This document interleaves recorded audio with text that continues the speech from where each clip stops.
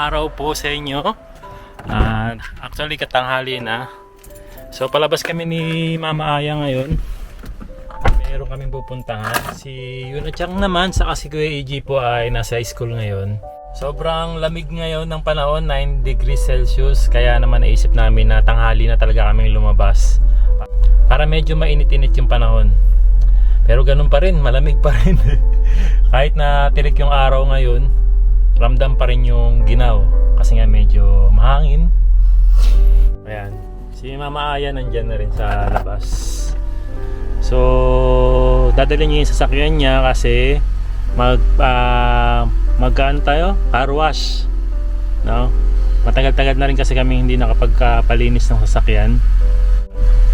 Ano, kanya-kanya muna tayo Sige. Wala ka na muna.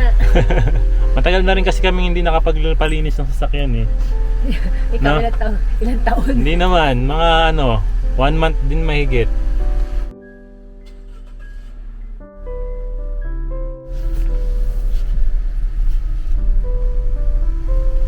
Dito na kami ngayon sa gas station kung saan kami laging nagpapa-car wash and nagpapagas kasi nga mura yung gas dito dahil nga self-service nga siya, ikaw mismo yung maglalagay ng gas mo sa sasakyan.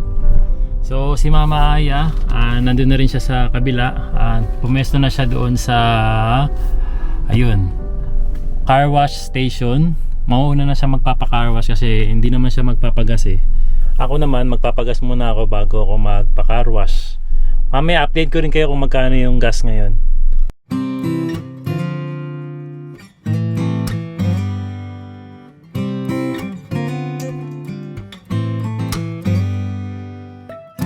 Ayan, di bali nag full tank na po ako. Umabot po siya ng 8,000 yen and 168 per liter ngayon siya. Na dating 178, bumaba po siya ng 10 yen ngayon. So itong namang resibo ko, dahil may sukli pa po akong 2,000 yen, ako na rin po yung kukuha ng resibo dahil nga self-service nga po ito eh. Yan. Dito yung kuha ng sukli.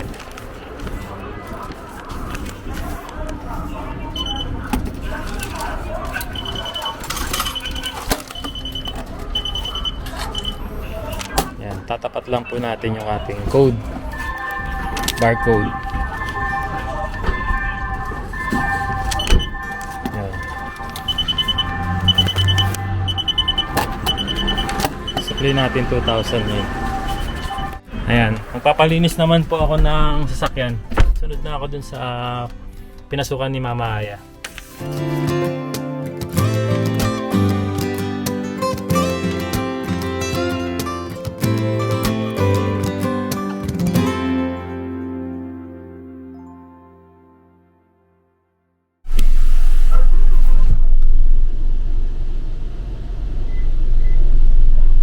After namin mag-car wash, punta kami rito sa Apita.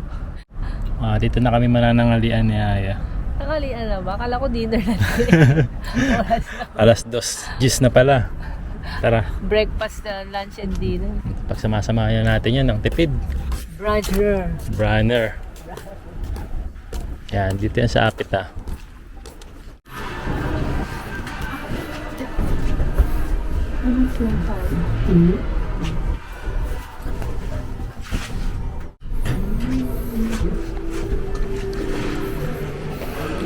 Ay, kare.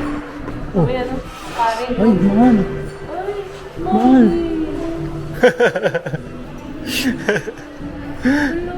Nagsarado na yung paborito naming restaurant dito sa Apita na lagi nating kinakainan dito. Ang Shirokujitsu. Ay, wala na yung mga display nila rito. Oh. Bakit nagsara? Baka naman nag-renovate lang, mahal. Close na talaga? Oo, November 12 pa sila close. Tagal na rin pa natin hindi nakakain dyan ano. Ito kami lagi kumakain nila Kuya Eiji sa kanina Yunachang. Kapag gusto namin ng Japanese food. Sayang. Ano lang next favorite natin? Maybe sa baba naman po, ayan. Para siyang cafe resto. Mostly ng mga pupunta rito, yung mga elder natin na ayan, nagpapasyal-pasyal lang ulit sa Apita. Diyan sila kumakain, nagkakape. Ayan, may mga curry rin dyan. Gratan. Dito kami sa ibang restaurant. Hindi ko alam pangalan eh. Ano pangalan nito? Chaya Marino daw. Chaya Marino. Parang Asian restaurant siya. Italian. No? Parang Asian yung nabasa ko. Hindi ba ito Asian? Ay, sabi, may ganun pang banner. You don't stop laughing because you grow old. You grow old because you stop laughing. Oh. Ano to? Oh, galing ah. Pintuan nila yan? Ay, dito. Kakaiba. First time kasi namin dito. Meron ganito sa Sago, ganito rin yung pinto. Pintuan nila? Ah, ako lang pala first time si Aya nakapunta na pala. Napakain na tayo. Hindi. Sano branch tayo. Ayun, ang galing oh. Napaka-aesthetics ng ano oh. Sugoy. Wow. Ganda ng place oh. Oh, may available seat agad. Wow. Wow. パネルからお願いいたします。ラストもご利用いただきますので、よろしければこちらもください。 Oh, sugoy. Ano masasabi mo sa lugar? Hmm? ドリンクの方飲みたい時に送信ボタンを押していただきますと、その時に来ますのでお願いいたします。 Saimasu. Sabi ko na, ito yung branch. May branch palang ganito sa Ashikaga. Ganda oh, ganda ng lugar oh. Tahimik. Tahimik Gusto no? mong Mag-relax lang no? Magtago. Charot. Magtago. Madilim eh. Parang nga siyang taguan eh. Okay, lunch. Nung dumating sa in-order namin yung mga drinks namin. So, pineapple juice sa akin. Tapos kay Aya naman ay mango juice na may pineapple sa taas. Mango. Mango. Ayan. ベリーソースを入れてよく混ぜてお召し上がりください。 Naunang dumating yung dessert namin. Wow! Ang laki ng serving. Naku, matutuwa si Yuna Chang. Pag si Yuna Chang. Okay. Nimbos na natin.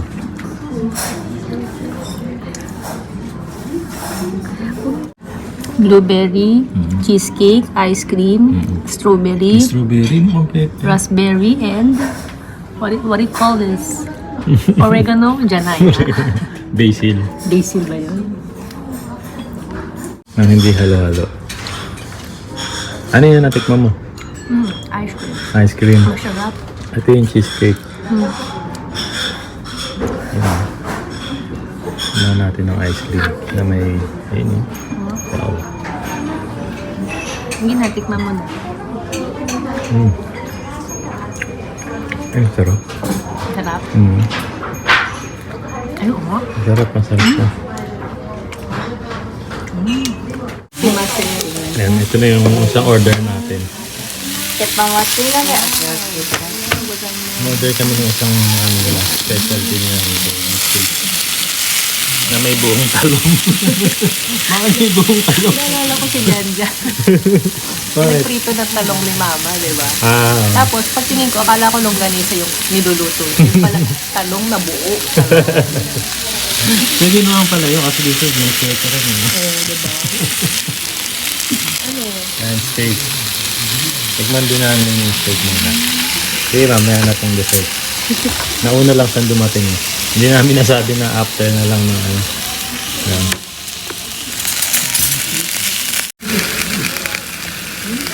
Kami nakasosyal-sosyal. Sundot agad eh. Wala nang iwa-iwa eh. Luto mo naman yan, parang naman, Yung ano. Dumating na rin yung isang order namin.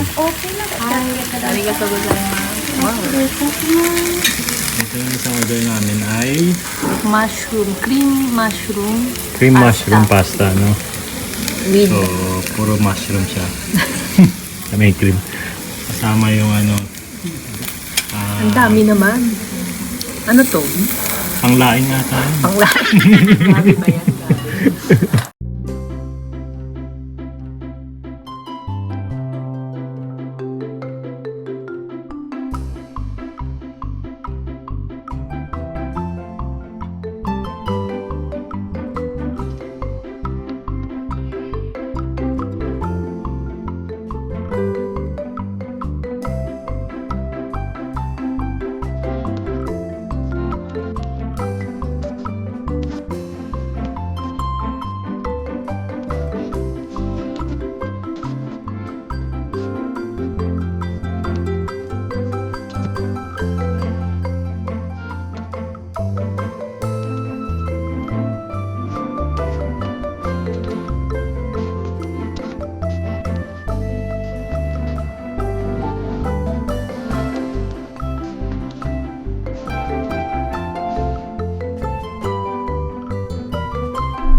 nandito kami ngayon sa Gakudo ni Yunachang po para sunduin na si Yunachang.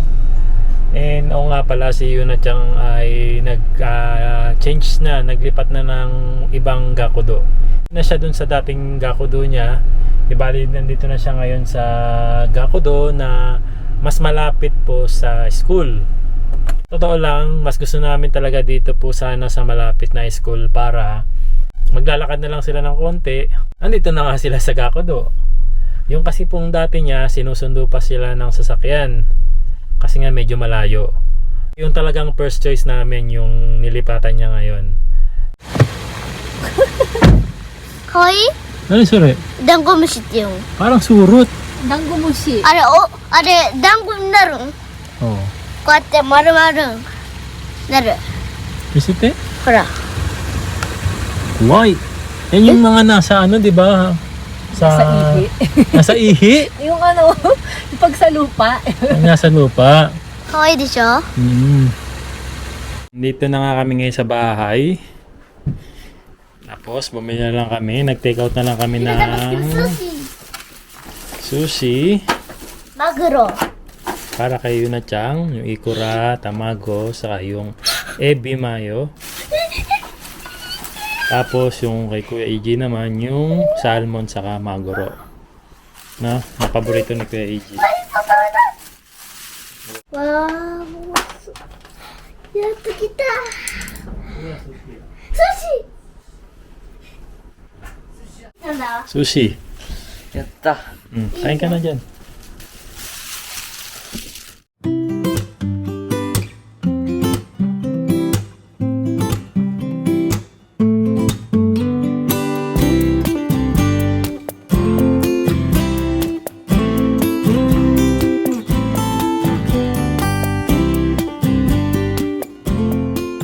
Ayan, magandang araw po sa inyo.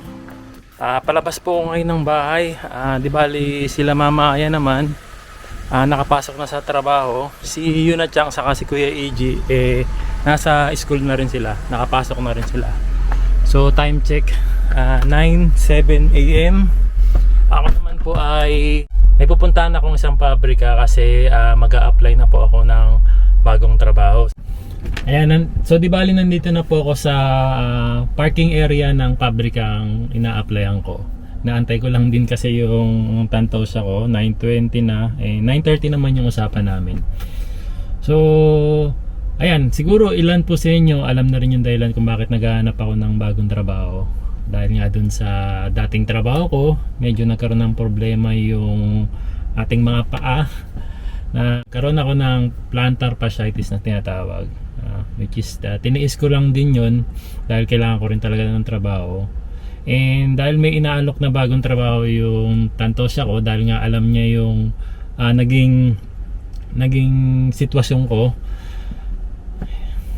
So sabi niya baka gusto ko daw dun sa ibang trabaho na hindi na kailangan maglakad, or hindi na katulad nung dating trabaho ko na picking, na naglalakad ako buong araw. And yun nga po yung naging dahilan ng plantar fasciitis na naranasan ko. And kung tatanungin nyo kung okay na po ba yung plantar fasciitis sa paa ko, kung at least 50% nabawasan naman yung pananakit ng paa ko simula nung nagpa-check up ako, binigyan ako ng gamot, and nagpatusok na rin ako ng tinatawag na steroids ba yun, para mabawasan yung sakit. Medyo nabawasan naman po yung pananakit, pero syempre ang advice pa rin po ng mga doktor na pinuntahan ko is kung gusto ko daw talagang totally gumaling yung nararamdaman ko, is yung talagang iwasan ko daw yung paglalakad ng malayo or mahaba, or isa pa sa advice din po ng doktor is yung gumamit ng tamang sapatos na may arch or may insole sa loob ng sapatos. Ang next naman na naisip kong gawin is yung talagang humanap na lang ng ibang trabaho. And buti na lang meron akong opportunity na binigay niyang tantos ako na baka pwede kong itry daw yung ibang trabaho na meron sila, which is ito nga pong a-applyan ko. So ayan, balitaan ko na lang din po kayo kung ano mangyayari dun sa a-applyan ko. Yan, dito na po ako sa bahay. Kauwi ko lang. And ayun nga po, about po dun sa in-applyan ko kanina, sa tingin ko okay naman siya, pero syempre antayin ko pa rin si Aya mamaya.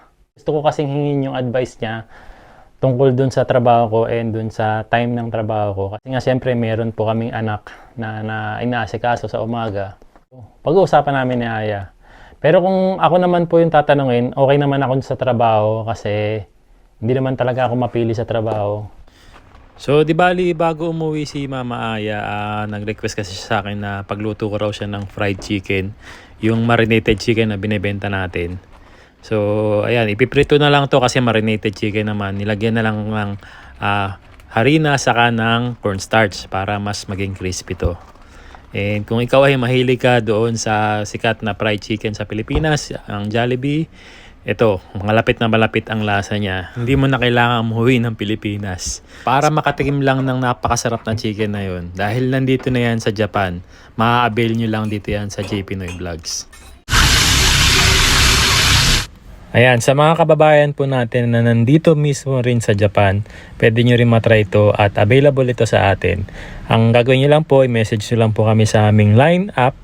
And naka-sale po yung ating marinated chicken sa first 50 orders na makukuha po namin after ng video na to. So ano po ba itsura ng marinated chicken na sinasabi natin? Di bali ito po ay nakasupot and naglalaman po siya ng 8 hanggang 9 na parts ng manok.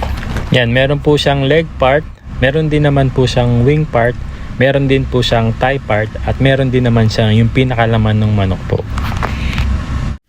Yan, luto na yung ating fried chicken na ayan, malalaki ang cut. So, meron po yung wing part, merong thigh part, merong drumstick, merong thigh part. Ayan, bihira po nating makita rito sa Japan dahil iba ang mga cut ng mga manok nila. Tapos, meron din pong parang breast part. Yung mga malalaman na parte. Ayan. Kaya sulit na sulit talaga kapag nag-avail kayo ng marinated chicken natin. Ayan, bukod po dun sa marinated chicken po, meron din po tayong J Pinoy Vlogs crab paste. Ayan, na napakasarap. Kung mahilig kayo sa alimango, alimasag, sobrang lasang-lasa talaga dito sa ating crab paste. Kaya ako sa inyo, subukan nyo na rin tong J Pinoy Vlogs crab paste. Para isang order na lang kayo, isang shipping fee na lang. And matitikman nyo na parehas yung marinated chicken natin saka yung J Pinoy Vlogs crab paste. Ayan, na limited stocks lang po to kasi bihira lang tayong nakakapag-produce ng ganitong crab paste. Ayan, pakita ko na rin sa inyo itong ating crab paste. Na kapag nasa rep siya, medyo matigas siya. Ang gagawin lang natin ay ilalagay lang natin yung portion na gusto natin kainin sa isang tasa. Tapos, ma-microwave oven lang natin ito. Pagkatapos i-microwave, ganito na magiging itsura niya. Tapos, ready to eat na to. Para mas mapasarap ang kain natin, syempre dapat mainit na kanin. Tapos, samahan lang natin ito ng chili mansi or soy sauce na may kalamansi or lemon dahil dito sa Japan wala naman tayo masyadong mabibiling kalamansi. Pwede na yung lemon. Ayan. Crunchy and spicy. Mildly.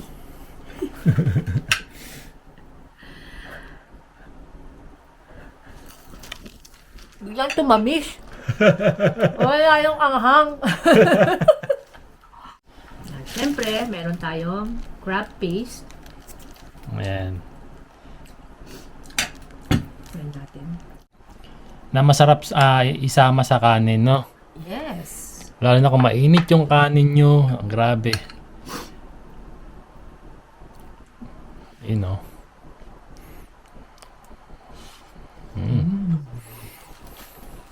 Grabe, sarap. At ako yung natatakam din. Ayan, kung gusto niyo try ang ating marinated chicken sa yung ating crab paste, ayan, message lang kayo sa aming line application, no? Line up. Yes. Pwede rin sa Facebook page. Pwede rin sa Facebook page sa J Pinoy Vlogs Official or J Pinoy Vlogs Japan. Ayan, di bale nakapag-desisyon na po ako ngayong araw din na mag-start na ako sa trabaho by Monday. And ayun, ang oras ng pasok ko po ay alas 8 ng umaga hanggang alas 5 ng hapon. And depende sa pabrika na to kung magkakaroon ng overtime. Pero sa ngayon daw po, wala silang overtime. So ganun naman po talaga kabilis makahanap ng trabaho dito sa Japan. Basta meron tayong residence card, kahit anong klaseng visa na meron tayo, basta dito tayo nakatira, and yun nga, yun lang naman unang hinahanap nila residence card. Ayan. Kasi mayroon din mga nagtatanong sa akin last time kung pwede raw bang magtrabaho ang mga tourist visa dito sa Japan. Sa totoo lang po, bawal po talaga magtrabaho ang mga tourist visa kasi yung visa na yun is for pagtutour nga lang, kaya sinabing tourist visa. And kapag kasi nagtrabaho kayo na ang gamit nyo ay tourist visa, maaari kayong ma-deport sa Pilipinas, pauwiin, and magkaroon kayo ng penalty na maaaring hindi na makabalik sa Japan, or ayun, depende sa kaso nyo. Pero sa mga nakilala ko na nagtrabaho na gamit ang tourist visa, ang unang nangyayari sa kanila ay pinapauwi na sila sa Pilipinas. And kung sakaling babalik man sila sa Japan, medyo mahihirapan na silang makakuha ng panibagong visa. So yun, kaya mag-ingat lang tayo sa mga kababayan natin na tourist visa na nagbabalak magtrabaho dito sa Japan.